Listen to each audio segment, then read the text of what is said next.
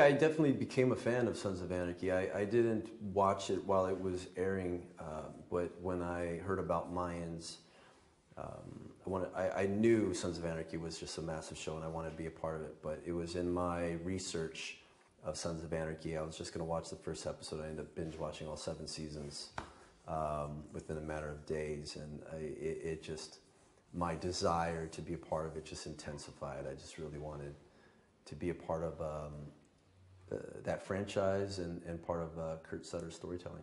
I think there was definitely a lot of challenges in playing this character. I think for me, the greatest challenge was just really,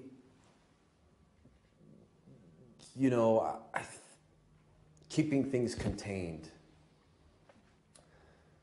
A lot of the work that I had done before, you know, and maybe it was my lack of understanding of the craft, but there was a lot of speaking, a lot of verbal. You open up the script and you get your dialogue and you think it's about the lines, but because they do have to be said. The writers write them, I have to say them. But what I love about Easy and the challenge that I faced was, how do I communicate without saying those lines? And that is where I feel like I really grew as an artist. That was very difficult, but you know, something that I just was really ready for. And you know, I just think that in a way it was all easier than I thought. And I just think that that speaks to, sometimes you just don't trust yourself. You don't give yourself enough credit that you're capable of doing those things. You know, I always felt like I was capable, but it's one thing feeling that and actually doing it. And so for me, I was surprised at the end of it, just even though it was a lot of work and it was very challenging, just how easy I just went with it. Yeah, that for me, that was the core. That was the heartbeat of this character. I felt like leading up to this that a lot of, you know, for me, the challenge was because people were already making comparisons to Jax Teller. And, you know, Jax Teller was very charismatic. And he could be, because he was the vice president. He was the prince of charming of this kingdom. And Easy is not that. Easy is not supposed to be a part of this world. And so for me, I have to find why. Why, just having that heartbeat, understanding if I can get into that, that will separate myself and I'll be able to tell my own story.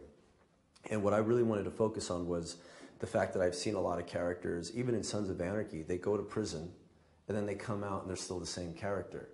And so for me, I wanted to focus on the reality, the effect that prison has on somebody. Because you can't go into the military for 7 years, 8 years, 10 years, and come out and then not walk a certain way, not look at life a certain way.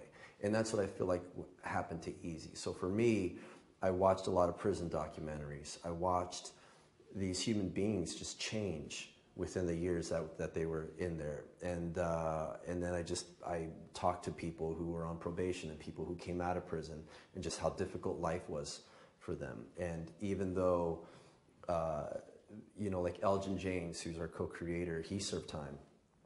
And one thing that he and I talked a lot was about triggers.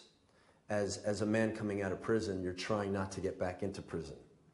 But at the same time, you have these buttons that it's like people push around you. And there's a part of you that wants to act on it, but you can't. So how can I communicate that with the eyes? You know, it's like I really wanted to show with the eyes that I was being pushed, but that I was going to remember it, even though I wasn't going to do something about it right now. Yeah, I think that, you know, for me, you know, I've always felt a responsibility in the characters that I play, and this one especially, because the Sons of Anarchy show is a massive worldwide successful show, and the fans are very loyal, and the Sons of Anarchy fans are the reason why we were here. So I feel a responsibility to give them everything that I have so that they're entertained, so that they are interested, they're intrigued by these characters and by the story. So I've always felt that responsibility, and I think that just, especially now, given the time and so much awareness has been put on the Latino community and them being underrepresented in Hollywood, even though I've never approached my work that way, I've never looked at myself as I'm checking off a certain box or I'm here representing the Latinos. If you want to do that, I think you should enter politics or whatever that is. I'm an artist. But with that said, understanding